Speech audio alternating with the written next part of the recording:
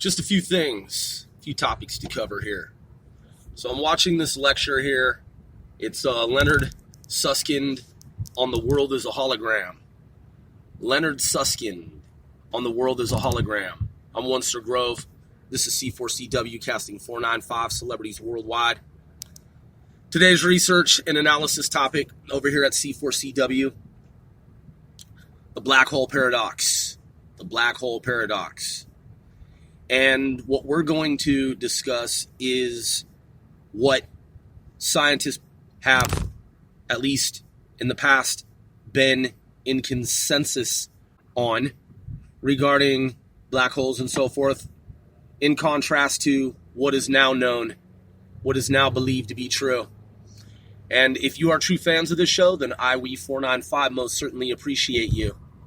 So this video that I'm 14 minutes into, 49 seconds, so 14 minutes, 49 seconds into this video, I've paused it.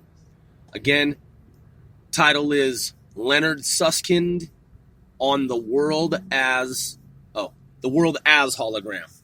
Doesn't say the world as a hologram, but nonetheless means the same meaning. Leonard Susskind on the world as hologram. Has 2.6 million views 8 years ago. It was published 4 November 2011. TVO Docs. TVO Docs. I'm assuming that means documentaries. And the goes on to say that, So Stanford, if I'm not mistaken there. So the interesting thing about the topic of black holes and what was believed to be true previously and what we now know, that is my private organization of both active and former government professionals in intelligence and other, as well as scholars, analysts, casual observers, what have you. Our collective thinking process, our pool of thinkers, knowers, researchers, analysts, etc.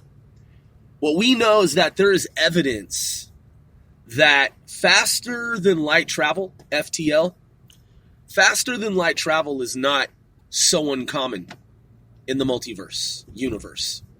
It's not as uncommon as some scientists and others had pitched to the world previously. I'll give you an example. So when I was, in my first couple of years of college, so basically sophomore level, buddy of mine who I've talked about quite a bit, friend from childhood. When I say childhood, we met when I was a teenager. And he was just 1.5, 2 years older than me. He was working on his first degree in mathematics at the time. And so later, he and I were roommates before he got married, wife and children. He had his master's and was working on his PhD. Well, before he graduated from the University of Washington, back in Washington State, and then moved out here to the East Coast with his wife and kids, children, he had a book in his personal library and private library at home. And he said his dad's a lawyer. And so, coming from a household of, scholars, he said, Grove, why don't you check this one out? And I was like, what's this? What's FTL? And he was like, oh, faster than light travel. Keep in mind, he's a PhD in mathematics now. Professor, has been for a very long time. I think it's coming up here 20 years, if it hasn't already been 20 years. And I was like, faster than light travel? He's like, yeah, faster than light travel. And he was like, some scientists believe that faster than light travel is possible.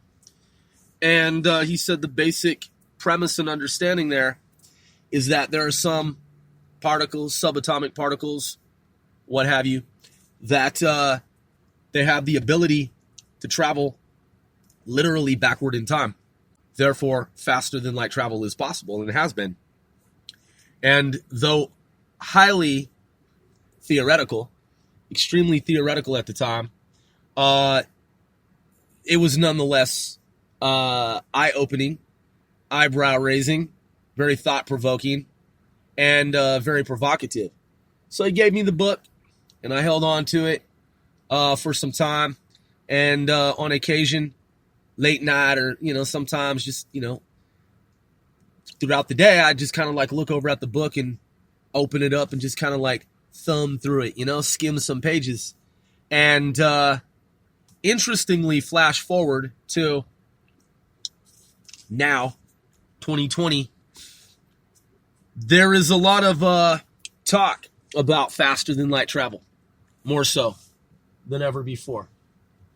And what I have seen in declassified documents, U.S. government declassified documents, is that faster than light travel is not only possible by way of theoretical, I guess. So I should also point out the tachyon, was in the past a theoretical particle, the tachyon. And we know now that the tachyon is a real thing and that the tachyon does in fact exist. The same as the Higgs boson was theorized to exist. And then, of course, there was the landmark discovery, the earth-shattering, if you will, discovery that the Higgs boson is indeed a very real thing. It is indeed actual, factual, and does exist. Well, the same is true of the tachyon. And I can also point to when Australian physicists, for the first time publicly, at least, had in one particular experiment transmitted information backward in time. So in that loop system, in that loop system, the scientists were able to prove that one set of information had left point A and then had moved forward in time along a pathway and then looped backward before the data were sent. That's correct. The information was sent back in time, and it was proven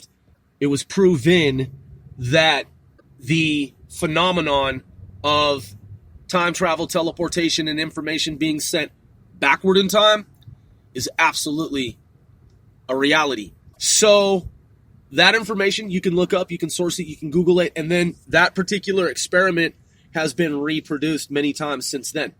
So we know that information does in fact travel through time. And Susskind, he actually talks about information data, what it is, information versus information that has meaning. And he talks about how information with symbols, information that represents symbols, information in general, and information that relates to said information with symbols, information can never be destroyed. When you erase information, it's never really erased. It's never really deleted. It may be deleted in the sense that the computer performed a process and then told you that the information was deleted, but information can never really truly be deleted. Once it is created, it can never be destroyed. And it was never really, see, here's the paradox. Information can never really be created nor destroyed. So when we say that information was created, I mean, was it really? It exists and it transforms because it's arranged and rearranged, but it's never really created and it's never really destroyed. So that may be a bit for folks to wrap their minds around. And understandably so, if someone is new, moving beyond that point, the larger point is that in terms of black holes, faster than light travel means that a vehicle capable of traveling faster than the speed of light would be able to navigate a black hole successfully, enter a black hole, and leave a black hole. And we also know that certain types of black hole that were said to have been invisible, in other words, information, objects falling into event horizon, maybe never ever theoretically even reaching the singularity at the core of the black hole, but nonetheless entering the black hole event horizon. It was previously believed that light could not even escape a black hole, but apparently that's not true either. That's not true either. The illusion is given, the illusion is projected that nothing can escape a black hole. But when we're talking about entropy, like universal entropy, like the drainage, the like sewer system, so to speak, that drain like in a sink of the universe, when we're talking about natural entropy and what energy tends to gravitate toward, that universal entropy where matter is rearranged. I apologize, kind of lost my train of thought there for a moment. What he was saying with regard to black holes is that they are everywhere in the universe. Black holes are all over the place. They're all over the place. And they comprise a very large percentage of the universe multiverse. And so in that, it should be understood at this point in time by many that black holes are not what we were once told that they are. That nothing can escape a black hole. Of course, black holes are escapable. Of course. There is no situation in which something is trapped in a black hole forever. There is no such thing as something being trapped in a black hole forever. Over time, that would change. Forever is what? It's forever, right? It's for infinity. Well, that wouldn't even make sense. That a black hole would exist forever. That a black hole is timeless and will never dissipate. That doesn't even make any sense. So we've found that light can't escape a black hole. That energy and information, matter, can't escape a black hole.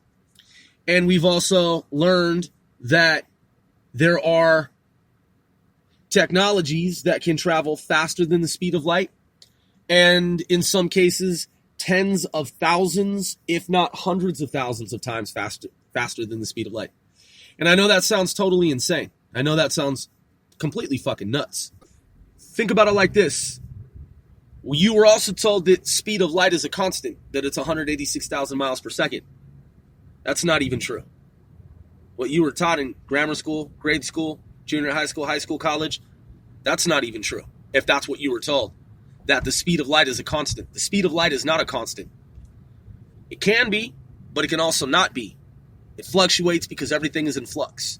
So it's not always exactly 186,000 miles per second. But you're told that it's a constant, meaning that it's immutable, that it's unchanged, that it's unchanging, it's unchangeable, and that it's never anything different than 186,000 miles per second. No exceptions to the rule. That's what you're told. But you see, that's not even true. So if that's not true, and if the speed of light is not in fact a constant, then what the fuck is it? Which brings me back to the point of faster than light travel. You were also told that nothing is faster than the speed of light. A lot of you, if you're from my generation and preceding generations. That's what we were told. Nothing can travel faster than the speed of light. Well, apparently, that's not fucking true either. And when you look at declassified information regarding advanced alien vehicles and technologies that the U.S. has apparently been in possession of and has worked on and has created, you can see that warp drive technology in and of itself, whether you believe that NASA is still working on it or not, warp technology is in fact just that. That's what warp technology is. Faster than light travel. So if you're a skeptic, but you do believe that at some point we will, in fact, create faster than light technology, well, you're even saying that faster than light technology is possible. A lot of information regarding white holes, black holes, white holes. There is something known as a white hole. And again, conventional wisdom in the past had told us that black holes are inescapable. Light cannot escape. Information cannot escape. We're told a lot of shit, man. We are told a lot of different things that ultimately turn out to be far from the actual deeper truth reality. But yeah, so if you believe that at some point in the future, we as humans will in fact develop warp technology, and that assumes that you don't believe that we already have it. You don't believe that there's a secret space program. You don't think that we already have anti-gravity machines and crafts that can travel already using warp space technology. If you presume that to be true, arguably, presumably, then in the future, nonetheless, once we have created that technology, as you believe, those of you who do believe that we will, then that in and of itself is in fact faster than light travel. So that means that you do believe in faster than light travel, even if you thought momentarily and at first, initially, that you didn't believe in faster than light travel. You see, a lot of people, they get into semantics and they don't realize that warp space technology, which NASA is working on right now, if NASA's working on something, you should understand that NASA's probably already achieved that. That's how our government functions. That's how it operates. When our government says that it's working on something, a lot of times it already accomplished that feat. It already achieved that technological goal. And then what it does is, for national security and surveillance of technologies reasons, purposes, it will monitor the public sentiment regarding said technologies. For example, is the public fearful of this technology that we just put on the table and we said is under development? Is it something that the public embraces, is being accepting of? Is it something that, is it something where there's resistance? There's pushback on it? Is this something that in the future we can reveal that we've had for a long time and that wasn't really under development at the time that we publicized or published or disclosed that we were going to, air quotes, be working on the technology, that it was under development, that it was being designed, developed, manufactured, created at the time? It's what the government does. And then it will gauge response from the public, from the crowd. And the other part of that is that the government also monitors competitors. Who can create this? Who can reproduce it? What laboratories, what colleges, what universities, what private labs, what tinkerers in their hobby shops, who in their garages who are hobbyists and have access to technologies, like the kid that builds lasers. Some of you guys are familiar with that YouTuber. He builds lasers, sometimes dangerous lasers, and apparently the government's okay with it. Maybe he's under contract. Maybe they stepped to him and they were like, "Look, kid, you have some mad fucking crazy fresh skills, and what we're gonna do is we're gonna sign an NDA with you. We're gonna monitor all your shit, and as per this NDA, which is a secrecy agreement, you can never reveal that we've communicated with you, that we've discussed any of this with you, and so the public will just believe that you're an individual and that you have no connection to the government. Nonetheless, we'll watch over your shit and we'll see what you can fucking do and make sure it doesn't get out of hand." Just saying. Who knows? So, government needs to know, is this something that this country can build? Is it something that this country can build? So they'll tell the public that certain technologies are under development, and the very moment that they announce that those technologies are being worked on and that they hope that that technology will become battlefield ready or will be produced, made, created within X amount of time. They already had it. They already made it a long time ago. They're just warming up the public. They're warming up mainstream society, buttering everyone up, desensitizing folks to the fact that it exists so that everyone over time, as many as possible, can be acclimated to that technology, to that concept, that notion, that idea, that premise. Everyone can be assimilated, as many as they can assimilate. I'm just saying, man, go back and look at warp space technology. Take a look at warp space technology, warping space, bending space, and you can find declassified documents of U.S. Air Force teleportation projects. That's warping space. When you warp space, you're traveling faster than the speed of light. So, yeah, it's already been done. We did this before.